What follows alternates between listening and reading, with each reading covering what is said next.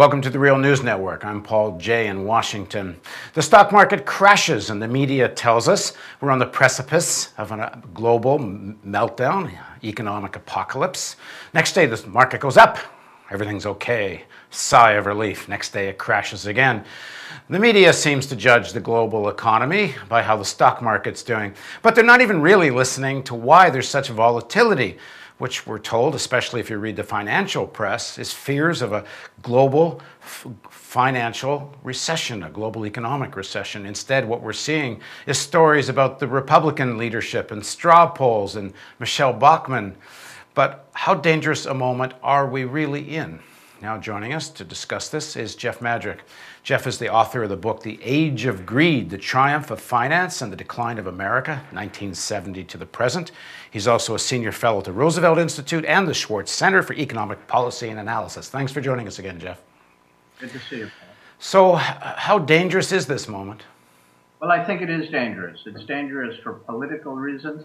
We've boxed ourselves into a set of economic policies, austerity economics, call it, which will make it very hard for economies both in North America and Europe to grow, and even threatens growth in nations like China and India. There is a potential for tragedy here. People talk about a lost decade, but there's a potential for another recession. We may escape that, but escaping a recession technically is not nearly good enough. Not with unemployment at 9%, with real unemployment, that is, when you include all the people who really want a full-time job, up around 15 or 16%. And sometimes people leave this out of the equation, with wages flat, not rising or even falling for some, and a very high proportion of the American workforce losing their jobs permanently. And those who get a new job usually get a new job at a lower wage or salary. And Nouriel Roubani, the economist and the author, and one of the guys that is credited with predicting the collapse in 2008, he had wrote an article recently where he said Karl Marx turns out to be right. He said we all thought the markets would work, and it looks now like Marx might be right. Capitalism destroys itself. He says you can't keep thinking you can have growth if you have continuously stagnant and low wages. What do you make of that? That's a long-term, that's not only Karl Marx, but John Maynard Keynes for that matter. I do think Roubani is onto something.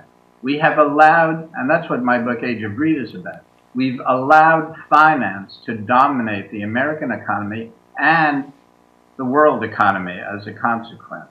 Europe has gone to some degree the same route. When finance dominates an economy, it begins, I think it's become quite clear, to play games among themselves to make money. It becomes paper shuffling. And I don't say that lightly. I know it's often used and become a cliche, but it does become paper shuffling. We don't channel investment in the right place. And one of the consequences, one of the serious consequences of what I call this age of greed has been to take it out on American workers.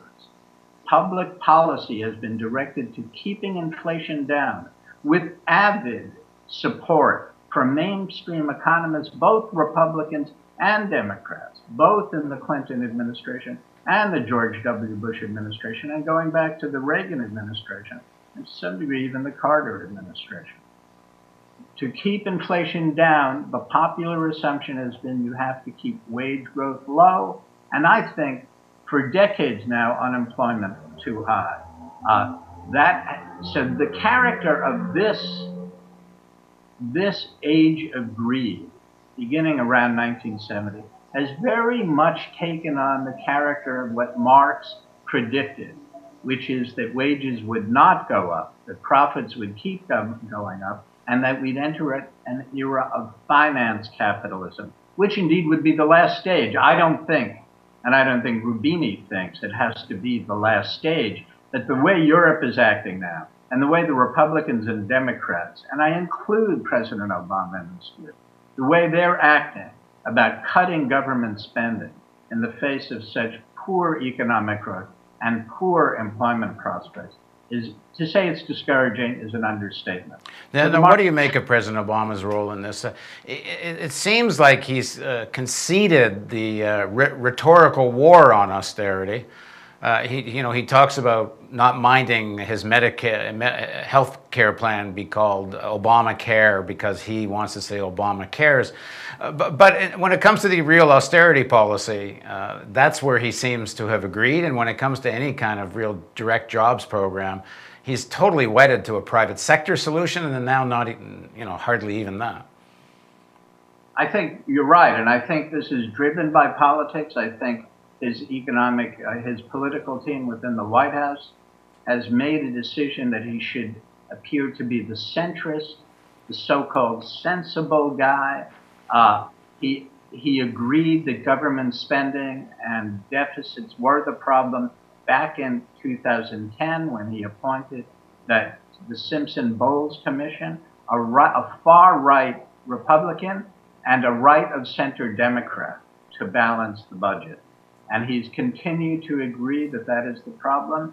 They read the election results of 2010 as indicating Americans were interested in cutting government spending before other economic concerns.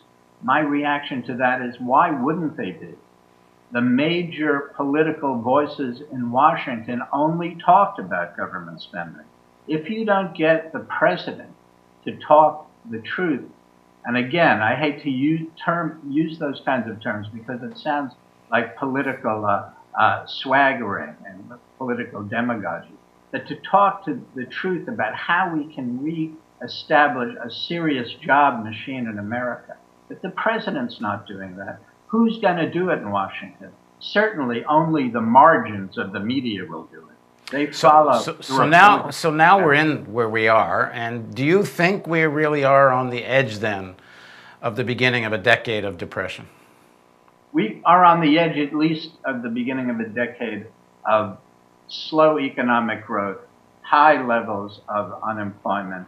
A depression was very severe, but something that we might call in the future a second serious depression. I don't think we're going to get serious drops in industrial production and huge surges in unemployment the way we did in the 1930s. But we're looking at a period in which there is enough fear, both in the US and in Europe, to start creating political instability. And this is something we really don't think enough about in the US. We think we've had such a long period of relative political stability, the Vietnam War aside, and we forget the Detroit riots and so on aside, which were only 40 plus years ago. But we've had such a long period, we don't think that could occur again.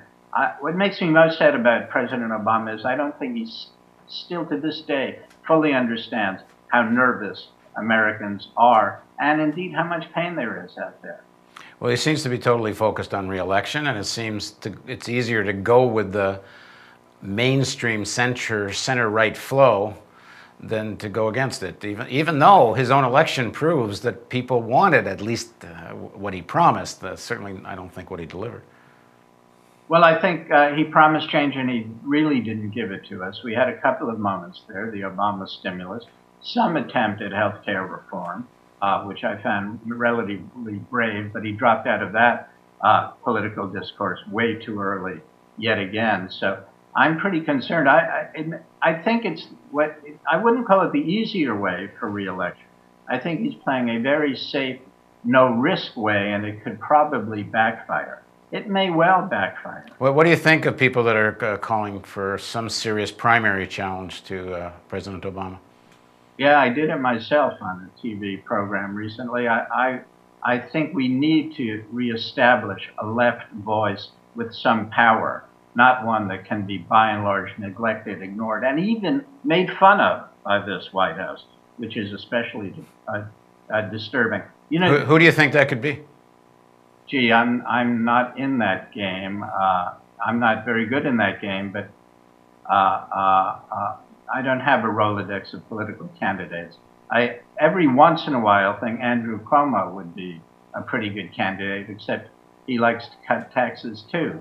So I don't know exactly who we're talking about. We need somebody fairly credible, but somebody who's willing to talk about serious job programs, serious public investment, and ultimately, in the end, tax increases after we get the economy back on track. You know, we don't have a budget problem for 10 years. We have seriously stabilized that situation. We have a healthcare problem beginning 10 years from now, which will drive Medicare and Medicaid costs up. And it's very important for Americans to understand that. Thanks for joining us, Jim. Thank you, Paul. Thank you for joining us on the Real News Network.